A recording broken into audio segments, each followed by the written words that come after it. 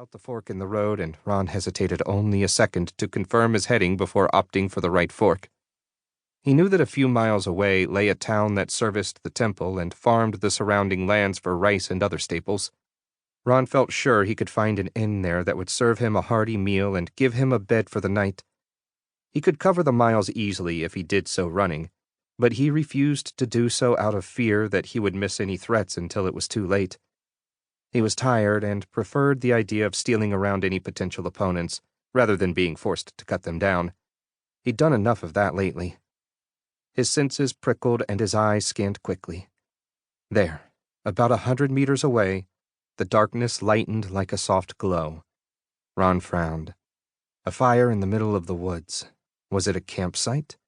He had no idea and slowed to a stop, then melted just off the road behind a stand of young firs, finally opening his jaw to better allow sound to reach his ears.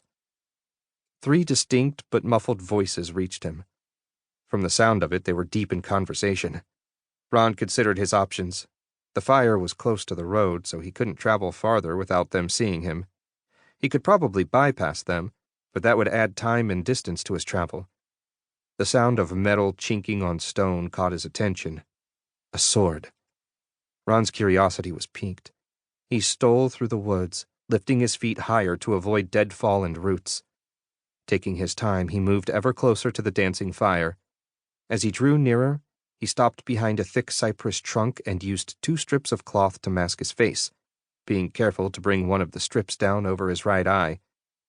When he got close to the fire, his ability to see in the dark would be compromised, but by keeping one of his eyes closed, he could restore his night vision faster than he would be able to otherwise.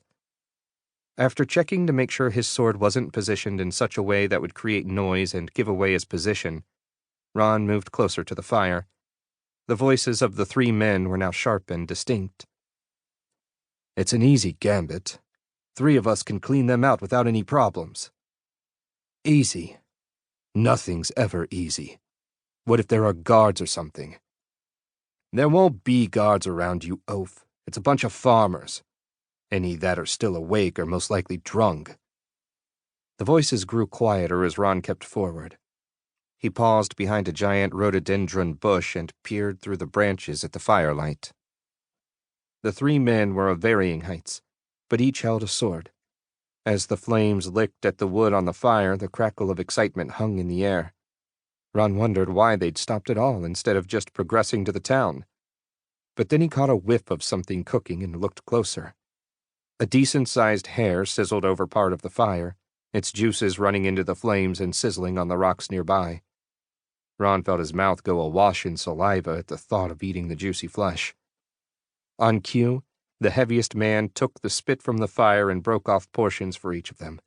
He took the biggest share and then handed a smaller bit to the second man. The thinnest man got the least bit of hair. "Don't complain, Magyar. It's lucky you get any at all, what with you bitching about the chance of guards." The second man chuckled at this, but each soon set to the task at hand, sucking at the bits of meat and lapping up any juice they could gather from the bones. Ron watched them in silence and wondered if he ought to head to the town ahead of the robbers and warn it.